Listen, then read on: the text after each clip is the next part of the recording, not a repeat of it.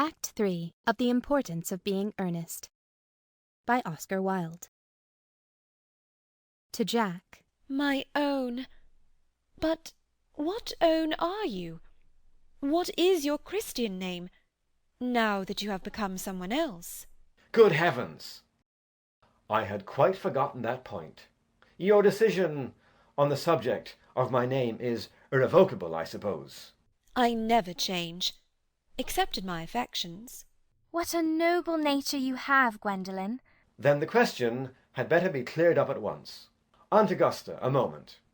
At the time when Miss Prism left me in the handbag, had I been christened already? Every luxury that money could buy, including christening, had been lavished on you by your fond and doting parents. Then I was christened.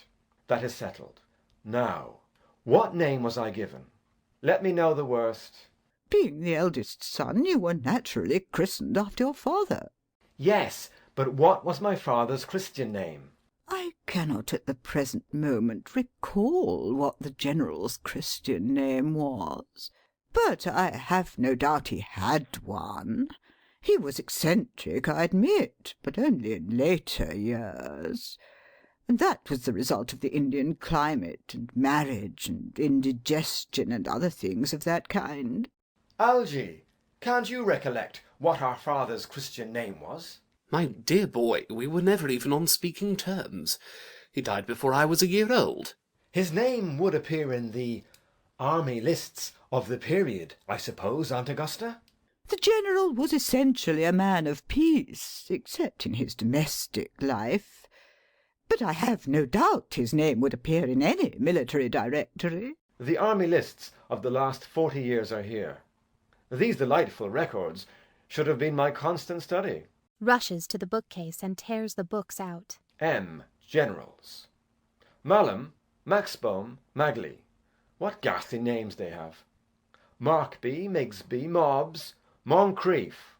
Lieutenant, 1840. Captain, Lieutenant Colonel. Colonel, General, 1869.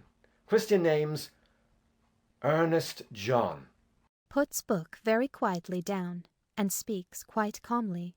I always told you, Gwendolen, my name was Ernest, didn't I? Well, it is Ernest after all. I mean, it naturally is Ernest. Yes, I remember now that the General was called Ernest. I knew I had some particular reason for disliking the name. Ernest! My own Ernest! I felt from the first that you could have no other name. Gwendolen, it is a terrible thing for a man to find out suddenly that all his life he has been speaking nothing but the truth. Can you forgive me? I can, for I feel that you are sure to change. My own one. To Miss Prism. Laetitia. Embraces her.